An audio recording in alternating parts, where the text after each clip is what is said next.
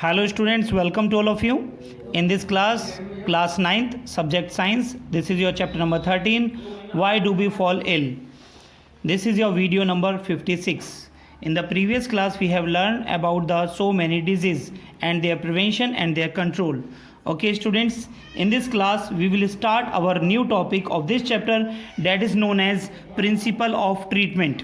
Principle of treatment, यानी हमें जब कोई भी बीमारी लग जाती है तो उसका जो प्रिंसिपल है, जो ट्रीटमेंट का जो फैक्टर है, जो डॉक्टर्स होते हैं वो किस तरीके से ट्रीटमेंट को फॉरवर्ड करते हैं, आगे बढ़ाते हैं, ठीक है, क्या क्या पर वहाँ पर जो प्रिंसिपल होते हैं वो किस किस को फैक्टर को लिया जाता है। देखिए बेटा यहाँ पर principal of treatment, principle of treatment. Okay students, when we get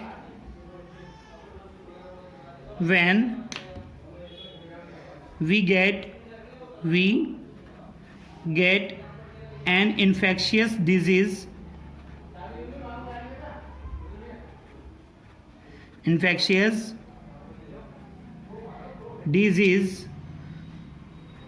our doctor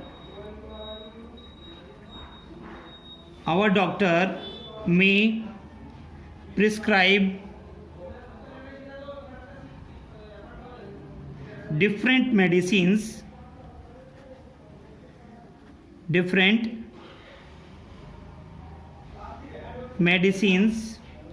for treatment. जैसे कि आप देख रहे हैं कि जब हम बीमार पड़ते हैं किसी भी इन्फेक्शियस डिजीज़ से, जो डॉक्टर हैं वो हमें प्रिस्क्राइब करते हैं, वो हमें जो दवाइयाँ देते हैं, काफ़ी तरह के दवाइयाँ देते हैं फॉर द ट्रीटमेंट की डेट वर्क डिफरेंटली। वो अलग अलग तरीके से वर्क करती हैं, जो दवाइयाँ हैं वो अलग अलग तरीके से वर्क करती हैं। कैसे वर्क करती हैं बच्चों, देखें यहाँ पर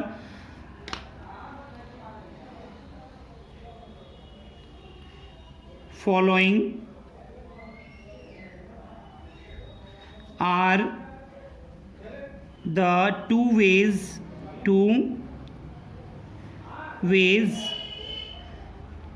टू ट्रीट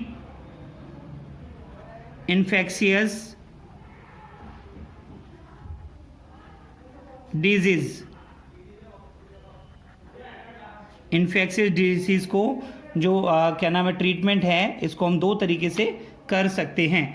नंबर फर्स्ट देखेंगे बेटा यहाँ पर, number first to reduce the effect of the disease, to reduce the effect of the disease। तो सबसे पहले जो भी डिजीज़ लगी हुई है उसके इफ़ेक्ट को कम करना, उसके अगर हम इफ़ेक्ट को अगर हम कम कर देते हैं तो इसे हम जो है इसे भी हम एक ट्रीटमेंट में रखते हैं। ठीक है बच्चों, किस तरीके से हम इसे करते हैं देखिए यहाँ पर, by providing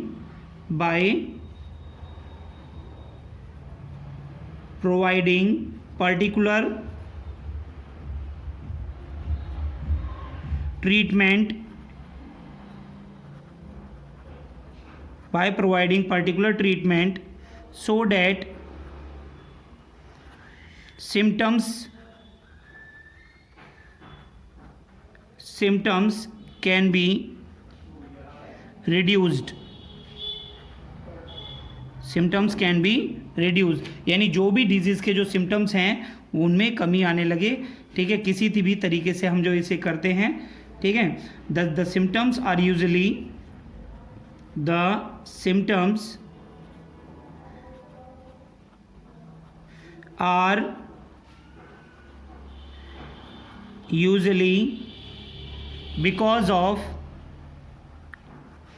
because of inflammation।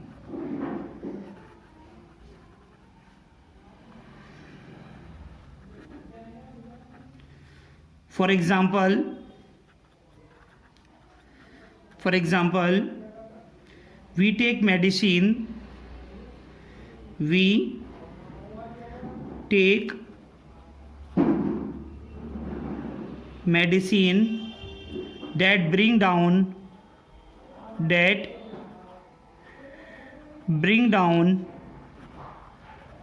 Fever,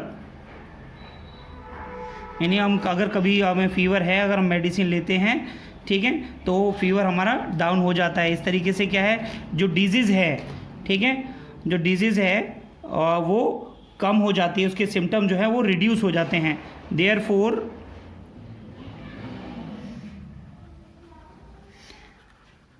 Therefore, disease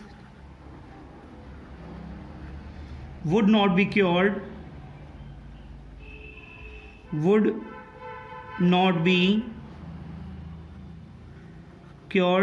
completely। इसमें जो है क्या नाम है, डिजीज़ जो है वो हमारी जो है कम्प्लीटली तरीके से ठीक नहीं होती है, क्योंकि कम्प्लीटली तरीके से जो माइक्रो ऑर्गेनिजम्स हैं वो नहीं मरते हैं हमारी बॉडी के अंदर से, ठीक है। ये केवल हमारी जो इसमें क्या हुआ है, to reduce the effect of disease, केवल इफेक्ट ऑफ डिजीज़ को कम करना, that is known as the principle of treatment number 1। Okay student, अब हम यहाँ पर देखेंगे नंबर 2 हमारा क्या फैक्टर हो सकता है प्रिंसिपल ऑफ ट्रीटमेंट का, to kill the cause of disease, to kill the cause of disease, to kill the cause of disease। जो डिजीज़ का जो कॉज है उसको ही पूरा कंप्लीटली तरीके से किल कर देना, ठीक है students. Taking medicines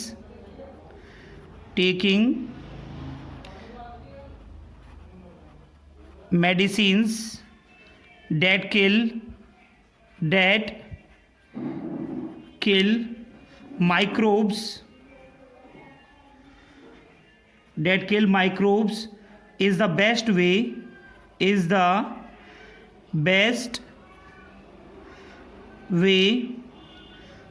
for completely recovery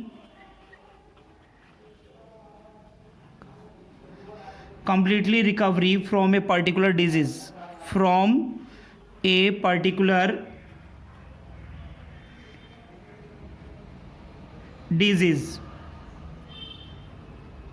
okay students, ठीक है। तो ये हमें जो है हमें पता होना चाहिए कि किस मेडिसिन को किस स्पेसिफिक माइक्रोब के लिए लिया जाता है, ठीक है स्टूडेंट्स। जैसे बैक्टीरियल डिजीज़ के लिए हम एंटीबायोटिक्स लेते हैं, ठीक है। ये क्या करती है, जो हमें जो भी बीमारी है, जो माइक्रोब्स हैं उनको कम्प्लीटली किल कर देती है, जिसकी वजह से जो डिजीज़ है वो कम्प्लीटली रिकवर हो जाती है। Okay students,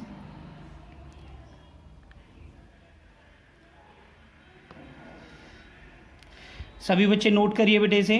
principal of treatment में हमारे पास में 2 फैक्टर्स हैं, to reduce the effect of disease and number 2 to kill the cause of disease. Next point बच्चों हम यहाँ पर सीखेंगे principle of prevention. Principle of prevention के जो भी हमारी जो टेक्नोलॉजी आज की डेट में जो मॉडर्न टेक्नोलॉजी बच्चों आ रही है, ठीक है, जो अच्छे एडवांसमेंट ऑफ साइंस जो है, यहाँ पर बहुत सारी एंटीबायोटिक्स और मेडिसिन को तैयार किया गया है टू क्योर द डिजीज़ के लिए, ठीक है बच्चों। लेकिन यहाँ पर कुछ ऐसी लिमिटेशंस हैं जब हम किसी भी इन्फेक्शन डिजीज़ का जब हम ट्रीटमेंट करते हैं, जो हमें फॉलो करनी चाहिए प्रिंसिपल ऑफ प्रिवेंशन में। ओके स्टूडेंट्स, तो क्या है वो यहाँ पर हम देखेंगे बेटा सभी 1 by 1 को। Once someone has disease, his body functions are damaged, his body functions are damaged and may never recover completely। Okay students, तो यहाँ पर कभी कभी ऐसा भी होता है कि कुछ ऐसी डिजीज़ हो जाती हैं, समवन किसी किसी को ऐसी भी डिजीज़ हो सकती है जिसके जो बॉडी फंक्शंस हैं वो डैमेज्ड हो जाते हैं और वो कम्प्लीटली रिकवर नहीं हो पाते हैं। ठीक है स्टूडेंट्स, नेक्स्ट पॉइंट देखेंगे यहाँ पर हम, the treatment will take time, the treatment will take time. It means that someone suffering from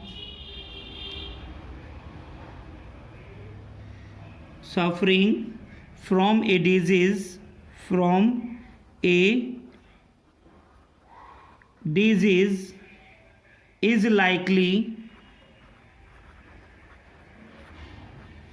to be bedridden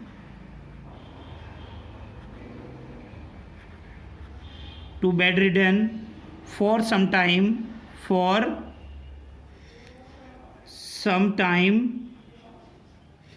even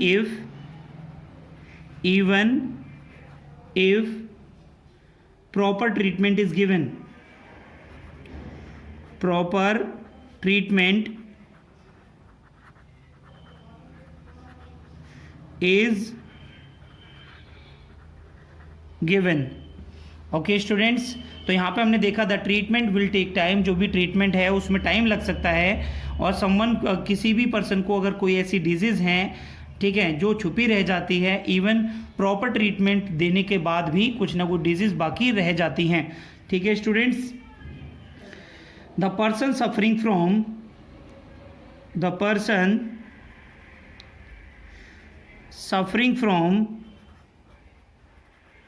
suffering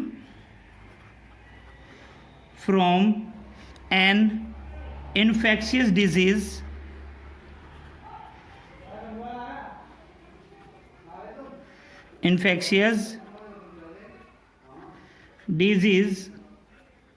can serve as the source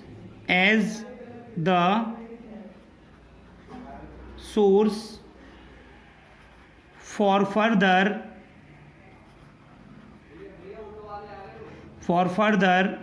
spread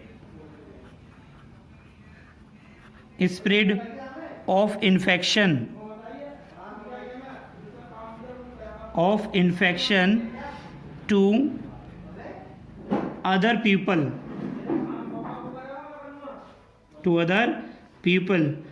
thus multiplying the difficulties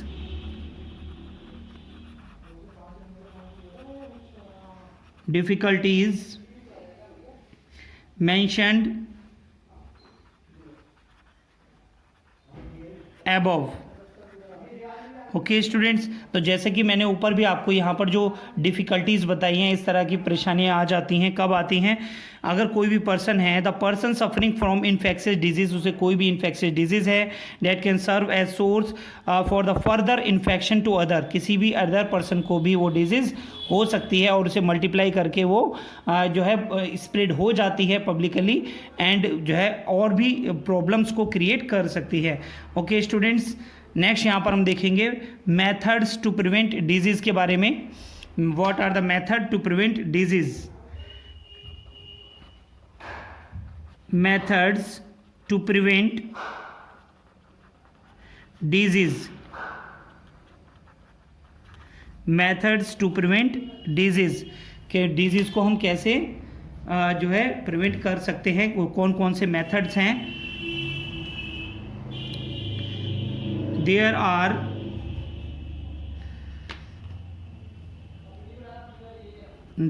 are two general ways to prevent disease. These are these are number first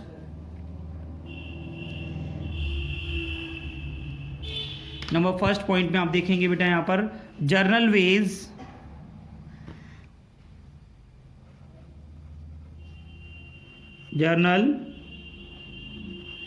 ways of preventing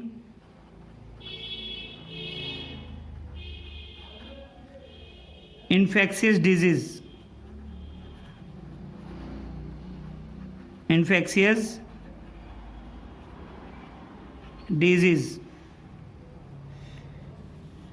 कौन कौन से ऐसे journal veg हैं जिनसे जो है infectious disease को जो है प्रिवेंट किया जा सकता है।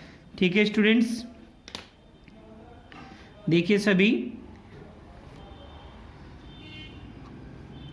जैसे हम बता रहे हैं आपको, जैसे काफ़ी सारे ऐसी प्रैक्टिसेस हैं, ठीक है, जिनसे हम जो है इनसे हम प्रिवेंट कर सकते हैं। जैसे एयरब्रोन, जो कुछ ऐसे हमारे माइक्रोब्स हैं जो हमारे एयर में होते हैं,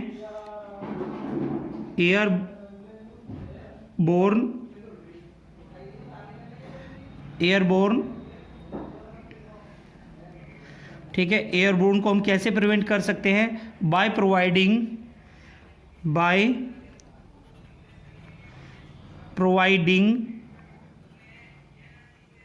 living conditions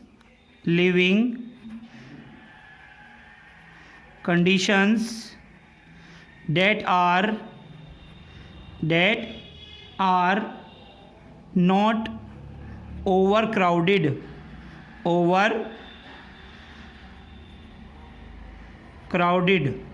ओके स्टूडेंट्स, तो इस तरह की हम प्रैक्टिस को हम लेकर जो है एयरबोर्न माइक्रोब से हम जो है डिजीज़ जो एयरबोर्न से जो डिजीज़ हो रही हैं उनसे हम अपने आप को प्रोटेक्ट कर सकते हैं।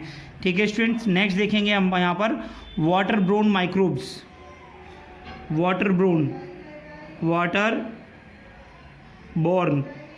ठीक है माइक्रोब्स।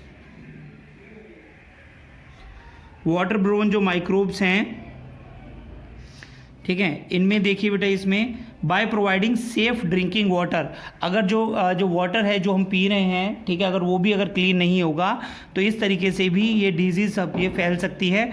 तो हम जो है हम प्रिवेंट कर रहे हैं, तो कैसे प्रिवेंट करेंगे वाटर बोर्न माइक्रोब से अपने आप को? तो बेटा by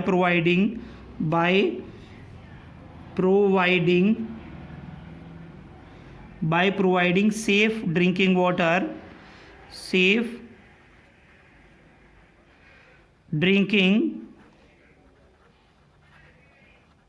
water, this is done by treating water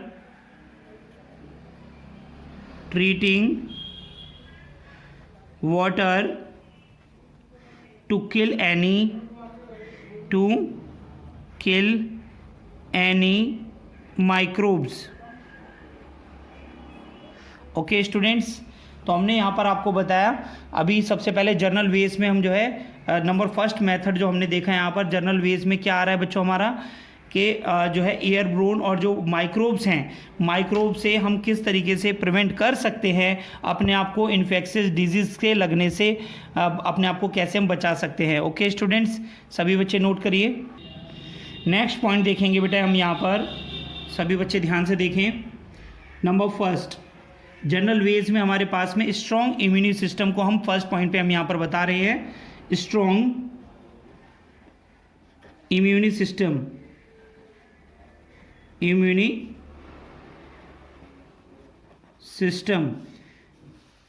जैसे कि आपको पता है बेटा, अगर इम्यून सिस्टम जो है किसी भी पर्सन का अगर स्ट्रॉन्ग होगा तो उसे डिजीज़ ईजिली नहीं लगेंगी, क्योंकि जो बॉडी है वो जो माइक्रोब से फाइट करती है against the microbes and protect the body.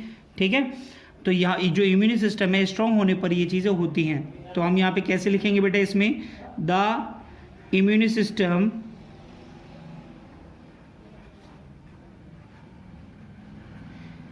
System of our body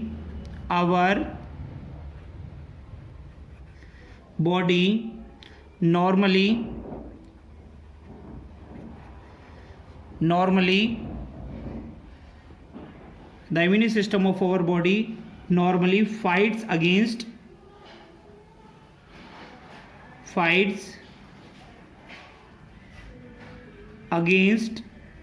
the microbes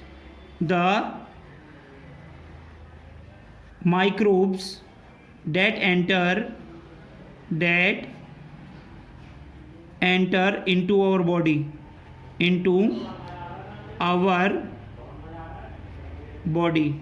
यानी वो सभी जो कोई भी जो माइक्रोब्स हैं जो हमारी बॉडी में जो एंटर करते हैं, ठीक है, उनसे फाइट्स करता है, ठीक है, into our body and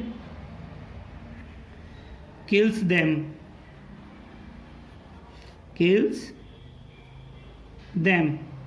okay students, तो यहाँ से आप देख रहे हैं अगर इम्यून सिस्टम जो है जो स्ट्रॉन्ग होगा तभी वो इन चीज़ों को कर पाएगा.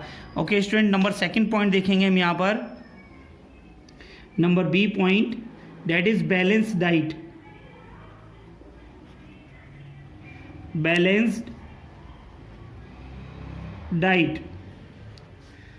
तो बैलेंस डाइट का भी होना ज़रूरी है. जब बैलेंस डाइट हम लेंगे तभी हमारी जो इम्यून सिस्टम है वो स्ट्रॉन्ग होगा, बॉडी हेल्दी रहेगी बच्चों. तो यहाँ पे देखें बेटा सभी, immune system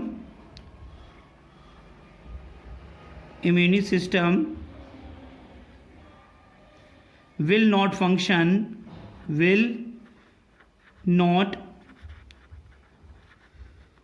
function properly if sufficient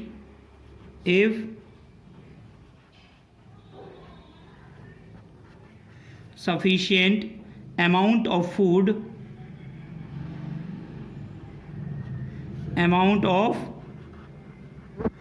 food and nourishment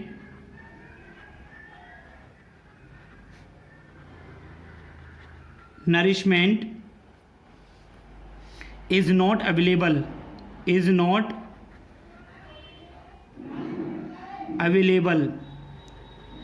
okay students, कि अगर जो इम्यून सिस्टम है वही प्रॉपर तरीके से फंक्शन नहीं करेगा जब तक कि जो balance amount of the food है, जो बैलेंस डाइट है और जो नरिशमेंट है वो इम्यून सिस्टम को नहीं मिलेगी. ठीक है बच्चों, therefore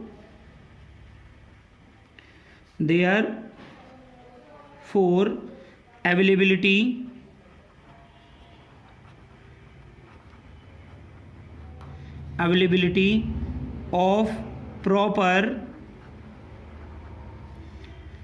and sufficient food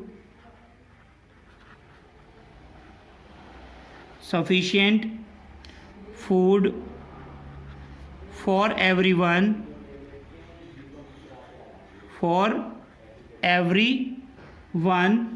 is the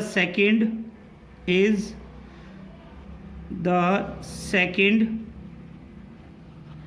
basic principle for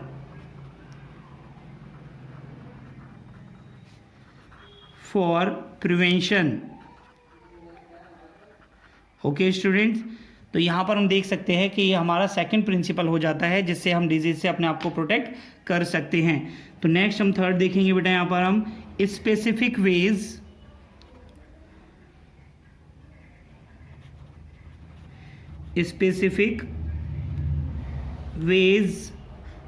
of preventing infectious disease.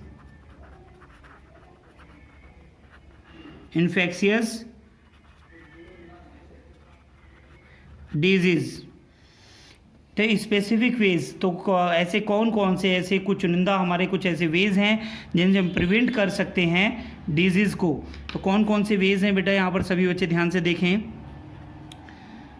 It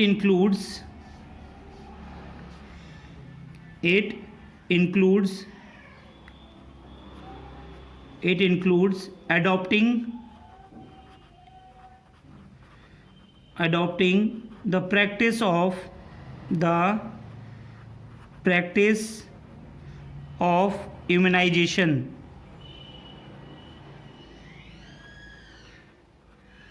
immunisation. Okay students, जैसे सबसे पहले आप देखेंगे यहाँ पर इम्यूनाइजेशन क्या है, तो सबसे पहले हम यहाँ पर इम्यूनाइजेशन के बारे में बताते हैं, ठीक है, और फिर इसके बाद में हम इसमें इसके और भी वेज के बारे में हम स्टडी करेंगे। ओके स्टूडेंट्स,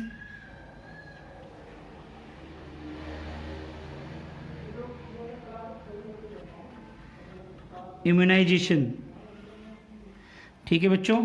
तो इम्यूनाइजेशन में देखिए, when the immune system, when the immune system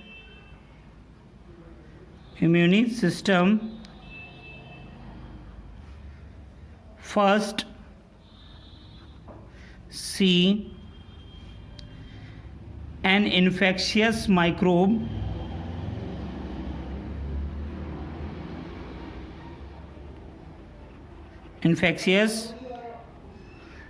microbes, it responds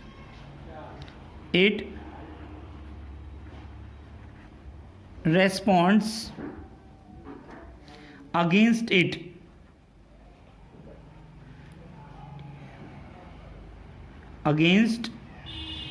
it and then remembers it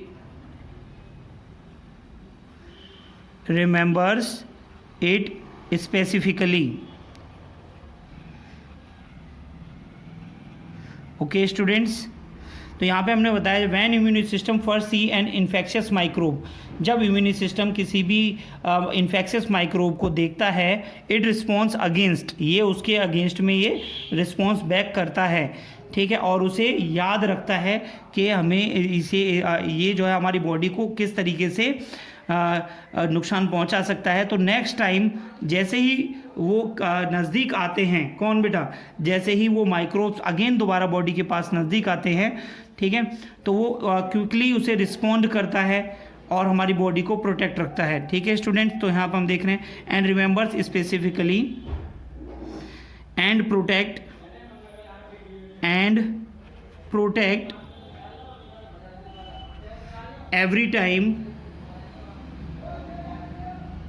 every next time from the microbes। Okay students, this is the basic principle, this is the basic principle of immunization। Okay students, तो आपने देखा यहाँ पर when immune system first see an infectious microbes it respond against it, वो उसके against में क्या करता है बच्चों, रिस्पॉन्ड करता है, एंड रिमेंबर्स इट स्पेसिफिकली, और उसे स्पेसिफिकली रिमेंबर रखता है, and protect every next time from the microbes. ठीक है students, this is the basic principle of immunization. तो इसे हम बोलते हैं प्रिंसिपल ऑफ इम्यूनाइजेशन। क्या होता है ये मैंने इसके बारे में आपको बताया। ओके स्टूडेंट्स, हम यहाँ पर नेक्स्ट पॉइंट देखेंगे बच्चों, यहाँ पर हम वैक्सीनेशन के बारे में। ठीक है, वैक्सीनेशन क्या होता है, वैक्सीनेशन क्या है, वैक्सीन्स किसे कहते हैं, जो वैक्सीन्स है किस तरह की डिजीज़ में जो है जो वर्क करती है, कौन कौन सी वैक्सीन्स कब कब दी जाती है, जिनमें से एक वैक्सीन है बच्चों पल्स पोलियो प्रोग्राम। ठीक है बच्चों, तो इसके बारे में मैं आपको नेक्स्ट वीडियो में मैं आपको समझाऊंगा। आज की वीडियो में जो हमने पढ़ा बच्चों, इसमें तो जो हमने बताया आपको, तो सबसे पहले प्रिंसिपल ऑफ ट्रीटमेंट के बारे में हमने बच्चों पढ़ा। इसमें प्रिंसिपल ऑफ ट्रीटमेंट में हमारे पास में 2 पॉइंट्स 2 फैक्टर आए थे, to reduce the effect of disease, and number second to kill the cause of disease.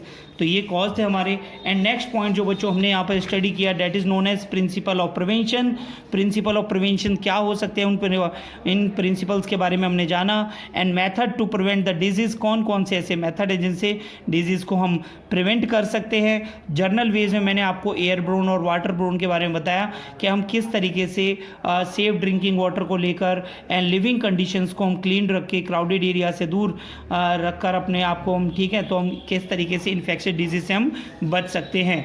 ठीक है। एंड आफ्टर देन बच्चों मैंने आपको बताया स्ट्रॉन्ग इम्यूनी सिस्टम के बारे में। इम्यूनी सिस्टम अगर स्ट्रॉन्ग होगा तो जो भी माइक्रोब्स हैं, ठीक है, नॉर्मली सभी माइक्रोब से जो इम्यूनी सिस्टम है वो फाइट करने की कोशिश करता है, जो हमारी बॉडी के अंदर आते हैं और उन्हें किल कर देता है, ठीक है। नेक्स्ट पॉइंट बच्चों मैंने आपको बताया बैलेंस डाइट के बारे में। Immune system will not function properly if sufficient amount of food and nourishment is not available. अगर nourishment of food and availability of proper food अगर अवेलेबल नहीं होगी तो हमारा इम्यूनी सिस्टम भी वर्क नहीं करेगा, और इम्यूनी सिस्टम जब वर्क नहीं करेगा तो जो क्या नाम है, जो डिजीज़ हैं, इन्फेक्शियस डिजीज़, वो ईजिली बॉडी में लग सकती हैं। नेक्स्ट पॉइंट बच्चों मैंने आपको बताया specific ways of preventing infectious disease में सबसे पहले इम्यूनाइजेशन के बारे में आपको बताया। इम्यूनी सिस्टम जब किसी इन्फेक्शियस माइक्रोब्स को देखता है तो तुरंत उसे रिस्पॉन्ड करता है उसके, एंड उसे रिमेंबर रखता है specifically, and again every next time वो उस माइक्रोब से हमें प्रोटेक्ट रखता है। This is the principle of immunization. Next class में बच्चों मैं आपको वैक्सीनेशन के बारे में आपको समझाऊंगा। ओके स्टूडेंट्स, आज की क्लास में इतना ही। सभी स्टूडेंट्स अपनी एनसीईआरटी की बुक से चैप्टर को पढ़िए। जो नोट्स मैंने यहाँ पर क्लास में आपको कराए हैं ये सभी नोट्स आपकी कॉपी में नोट होने चाहिए बच्चों, ठीक है, ताकि आप इन्हें दोबारा से अच्छे से रिवाइज कर सकें। ओके स्टूडेंट, आज की क्लास में इतना ही। Thank you.